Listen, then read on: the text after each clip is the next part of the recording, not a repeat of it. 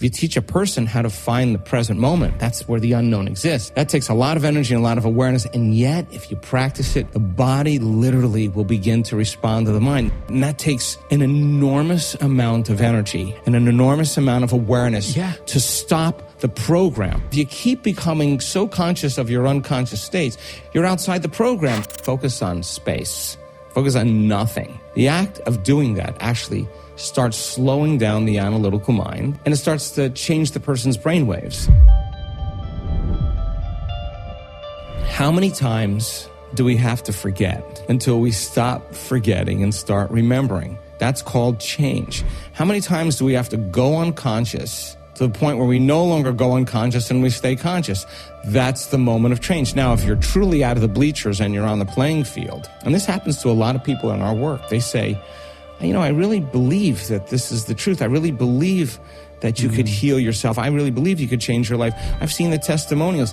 I just never believed that it could happen to me. Now, this is a big moment. Now you're really stepping on the playing field. So a person who starts doing their work, they're not interested in healing. The person who's truly interested in this work, they understand that the only way they can heal is that they have to change. They're not saying, I'm going to wait for my wealth or my healing to happen in order for me to feel grateful and be joyful in life. They're saying, if I feel grateful, my healing's going to begin, right? If I feel more whole, then there should be some change in my gene expression. So they've studied the content, they've studied the information, and now it becomes extremely practical. So they may have a great meditation, and we've seen this happen to many people. They sleep better, they have less pain, they have more energy, but their blood values never change. Now, they don't say, oh, I feel better, but I'm failing, this doesn't work. They say, what is it about me that's stopping this from completely healing? Okay, how am I in my waking day? The moment you begin to ask that question, you turn on the frontal lobe, and the frontal lobe is the seat of your conscience. Now, the moment you start looking at the end of your day, how did I do? This is such an important question. How did I do today? Did I fall from grace? When did I lose it? And who did I lose it with? If I had another opportunity, how would I do it differently? They'll tell you, I've seen them stand on the stage and tell their story and say, I had to start really watching myself in my life. How I was emotionally responding to my ex, how I was emotionally responding to my financial problems. I had to really, really pay attention to that. And that takes an enormous amount of energy and an enormous amount of awareness to stop the program, right? So you forget and you go, damn, I went unconscious. Now, you didn't lose, you didn't fail. You just became conscious. Now, if you keep becoming so conscious of your unconscious states, you're outside the program. You're only in the program when you're unconscious. The moment you're conscious, you can objectify your subjective self. So you can see yourself through the eyes of someone else. So the learning process comes from the mistake. The brain learns by mistakes and surprises. I've made enough of them in my life. It's just whether you're going to do it again. You want to do it again, you're back in the habit, back in the routine. If you say, this is it, the next time that happens, I am not going to do that. Not for anybody else, but because those emotions actually, my response to that person or that circumstance is actually weakening the organism. Is that person, that circumstance worth it? So then it's evolution. It's evolution. The challenge then has to be met with a greater level of mind. Now, if you're just doing your meditation just because you want to please God or do the right thing or feel good about yourself, that's going to get stale after a while because it's just going to become another routine between your coffee and your shower and your emails and your drive to work, and people aren't present, right? The familiar past, conditioning is based on the past, that thought and the feeling, but habituation is the programming them to predictable future. That's the known. So if you teach a person how to find the present moment, that's where the unknown exists. That takes a lot of energy and a lot of awareness. And yet, if you practice it, the body literally will begin to respond to the mind. It's like training an animal. It finally relaxes. And when that occurs, your response to people and circumstances in your life will be different because you overcame yourself at the beginning of the day. I get up really early. Why? Because nobody bothers me. I get in my think box. But I'm not going to sit down and just jump into a meditation. What thoughts before I go into this meditation am I going to stay away from? Well, what circumstances, what things I can think about later that aren't that important to me? What emotions, what memories am I going to stay away from? If I go there, I know what that's going to do. Why am I doing this meditation? What am I going to be doing? How am I going to do it? So I, just like anybody who does anything really well, you get in your think box and you organize what you're going to do. Are you doing this in bed, or are you having coffee first? Or? I just get up, move around a little bit, do a few things, maybe write some notes down, because then I can assign meaning to the act. I can stay conscious when I'm in it. So you do all this before your meditation? Okay. Always. But then when I get in my play box, there's no thinking. I did all my thinking in my think box. But let's say I have 10 Zoom meetings. I look at my calendar and I go, okay, none of that, I'm going to get to all of that. This is not my time to think about the known. I know all this stuff is going to work out. I know how the Zoom meetings are going to go. Okay, but let me just make sure when I'm in these certain Zoom meetings that I'm leading with my heart and I'm being the person that I want to be as an example for my team. I want to make sure I'm communicating really clearly. I'll make time for this, that. Okay, I get all that out of the way. Well, that's all the known stuff. But when I come to execute now, well, what am I going to do to open my heart today? Like, what am I really going to do? When I do the breath to bring energy into my brain, what am I bringing? Like, where am I going to go to that? What do I want to experience? How do I do that? Let me just review that. Okay, then I'm going to open my focus. I'm going to go deep into nothing. I'm going to go as far as I can. And then when I get to that point, then I'm going to create. And when I create, this is what I'm going to create. So I'm not thinking in when I'm there, what should I create? I've already got that all worked out. I'm rehearsing. I'm getting clear on what I'm going to do. I'm getting clear on what I'm not going to do. I'm getting clear on how my last meditation was and how I want to evolve my next meditation. So then when I get to my play box, I'm not analyzing and thinking, because if I'm analyzing and thinking, I can't do it, right? So I get that worked out. If it takes me half an hour, I allow for 2 hours for myself. If it takes me half an hour to get very clear, and sometimes there's disturbing things that I have to get through because there's meetings and stuff like that. But I just go, that is all always going to work out. This is you. This is your time. When the brain is incoherent, we're incoherent.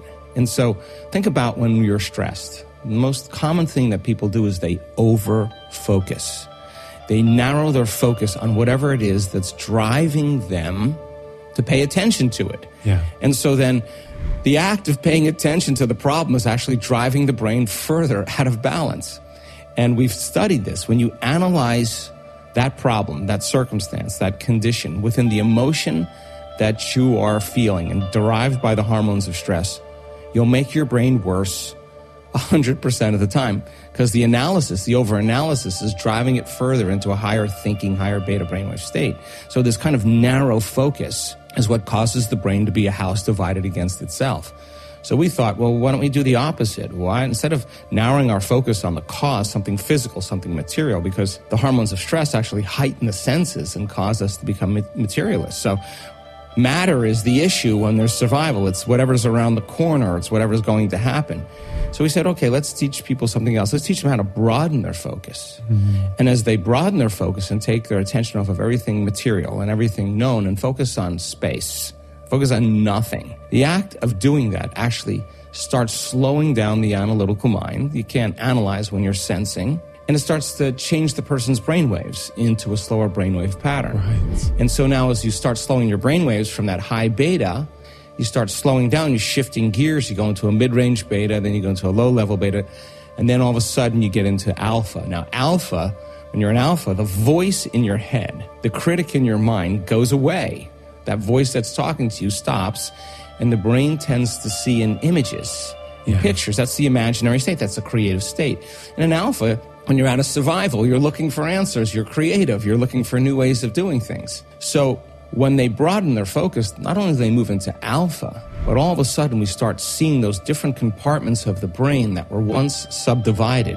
Yeah. All of a sudden starting to unify. Different communities of neurons that were fragmented start to synchronize. And that's what you call coherence. Right. So what syncs in the brain links in the brain. So when you see the front of the brain talking, the back of the brain, the right side of the brain talking, the left side of the brain, you start knowing something good is starting to happen and the person is starting to create more order.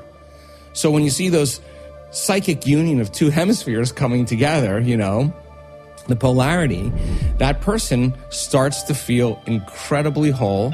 And coherence, when you have waves that are coherent, when they build or interfere with each other, their waves get bigger. And the higher the amplitude of the wave, the higher the energy in the brain. All of a sudden, the person starts to become very relaxed and no longer stressed in a program, and kind of alert and awake.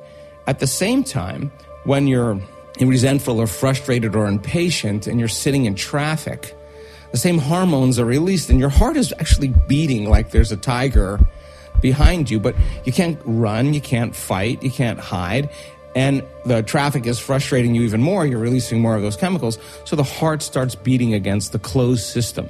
And when that happens, the heart starts beating out of order. Now, the heart's incoherent. So when incoherent waves interfere with each other, they're out of order, they diminish energy, and the brain energy leaves the heart. And this is when we stop trusting. This is not a time to communicate. This is not a time to learn. This is not a time to be creative. And energy leaves the heart. So we discovered then when a person truly starts practicing those elevated emotions, the heart gets very orderly, very coherent as well. And now, when you start feeling the emotions of the things that you want in your life or that you would like to create in your life ahead of the actual experience, it's impossible for you to want it. Why could you possibly want it if you feel like it's already happened? Now, here's the cool part.